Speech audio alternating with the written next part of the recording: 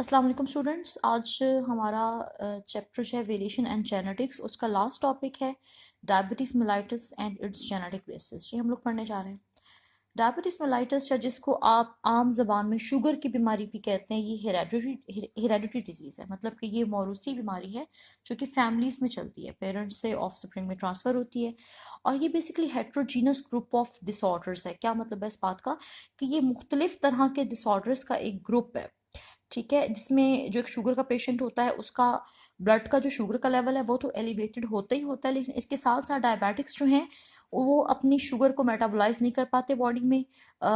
उनको हाइपरटेंशन की बीमारी भी हो सकती है, किडनी फेलियर भी हो सकता है, ब्लाइंडनेस भी हो सकती है, और लोअर लिम्ब एम्पूटेशन। क्या मतलब है इस बात का कि उनकी टांग जो है वो समटाइम्स क्या होता है कि अगर कोई ज़ख़म हो जाए तो ब्लड में शुगर के हाई लेवल की वजह से उनका जो ज़ख़म है वो ठीक नहीं हो पाता, जिसकी वजह से उनकी जो लेग्स हैं उनको काटना पड़ता है जख्म के ठीक ना होने की वजह से। और हार्ट डिसीज, दिल की बीमारी भी शुगर के पेशेंट को जो है वो हो जाती है। इसलिए इसको कहा जाता है जो हेट्रोजीनस ग्रुप ऑफ डिजीजेस है। डायबिटीज के हैं जो दो मेजर टाइप्स होती हैं। एक होती है टाइप 1, जिसको हम IDDM यानी कि इंसुलिन डिपेंडेंट डायबिटीज मेलाइटिस भी कहते हैं, और टाइप 2 जो कि non insulin dependent diabetes mellitus है। पहले टाइप 1 की बात कर लेते हैं। टाइप 1 जो है ये इंसुलिन डिपेंडेंट डायबिटीज मेलाइटिस है। इसके अलावा इसको जुवेनाइल डायबिटीज भी कहते हैं। जुवेनाइल का मतलब क्या है कि ये आमतौर पे अर्ली एज में, यंग एज में, बिफोर 40 जो है इस बीमारी का ऑनसेट होता है। ये बीमारी जो है लोगों को हो जाती है। और ये होती क्यों है? क्योंकि पेंक्रियास जो हमारे अंदर एक ग्लैंड है, एक ऑर्गन है, आपको पता है उसके दो पार्ट होते हैं, एंडोक्राइन और एक्सोक्राइन। उसका जो एंडोक्राइन पार्ट है वो तो प्रोड्यूस करता है, आपको पता है, पेंक्रियाटिक जूस पैदा करता है। लेकिन उसका जो एक्सोक्राइन पार्ट है वो दो हार्मोन प्रोड्यूस करता है, इंसुलिन एंड ग्लूकेगॉन। उसमें जो इंसुलिन हार्मोन है वो उनकी बॉडी में प्रोड्यूस नहीं होता।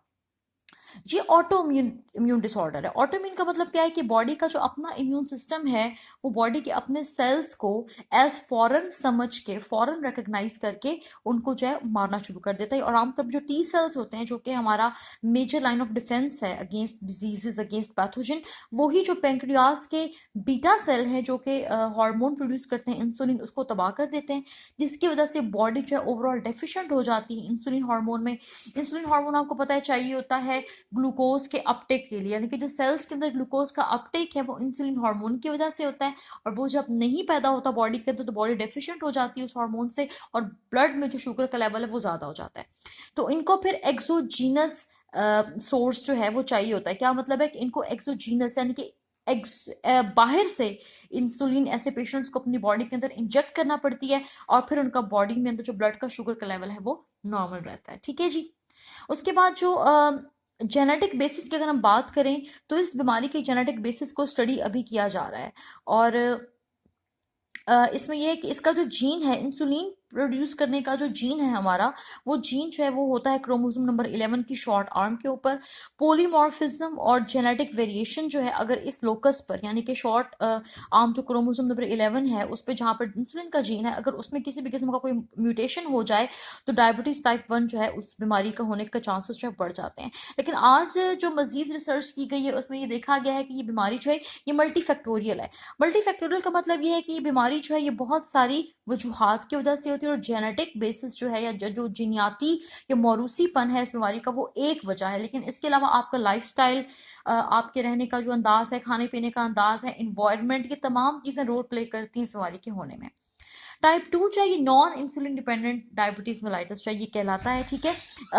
इसमें ये होता है कि बॉडी के अपने अंदर जो इंसुलिन है वो तो प्रोड्यूस होती है, लेकिन वो इस काबिल नहीं होती कि वो सेल्स के अंदर जा सके। क्यों? क्योंकि सेल्स के अंदर रेजिस्टेंस बढ़ जाती है। इंसुलिन तो प्रोड्यूस होती है, नॉर्मल इंसुलिन प्रोड्यूस होती है, लेकिन वो इंसुलिन जो होती है उसका अपटेक नहीं होता सेल्स के अंदर, क्योंकि सेल्स के अंदर रेजिस्टेंस बढ़ जाती है इंसुलिन के लेने की। ठीक है। जिसकी वजह से ये बीमारी होती है। अब इस रेजिस्टेंस को ख़त्म करने के लिए मेडिसिन यूज़ करते हैं।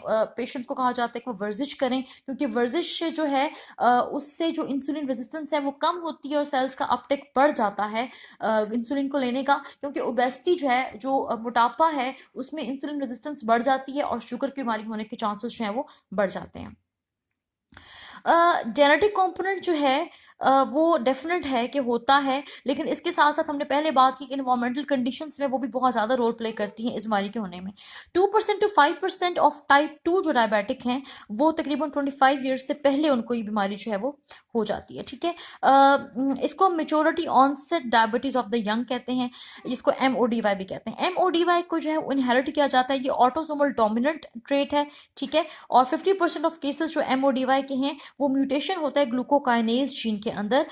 ग्लूकोकाइनेज जीन का मतलब है ये वो जीन है जो एक एंजाइम ग्लूकोकाइनेज को जो है वो एनकोड करता है।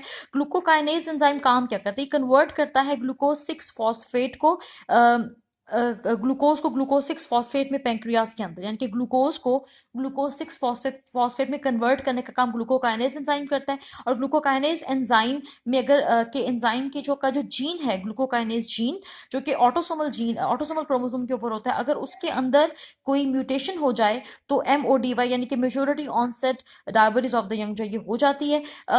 बाकी जो 4 जीन्स हैं जो कि एनकोड करते हैं ट्रांसक्रिप्शन फैक्टर को, जो को इन्वॉल्व करते हैं पैंक्रियाटिक डेवलपमेंट के अंदर और इंसुलिन की रेगुलेशन के अंदर, उनके अंदर भी कोई म्यूटेशन हो जाए तो भी बीमारी हो जाती है। मगर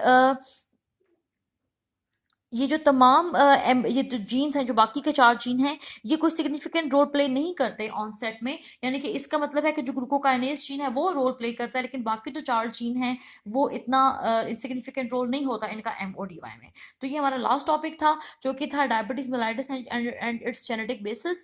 तो ये हमने आज पढ़ लिया, हमारा चैप्टर आज खत्म हो गया। नेक्स्ट इंशाल्लाह चैप्टर हम लोग स्टार्ट करेंगे। आप इस चैप्टर की रिविजन करें और इसको याद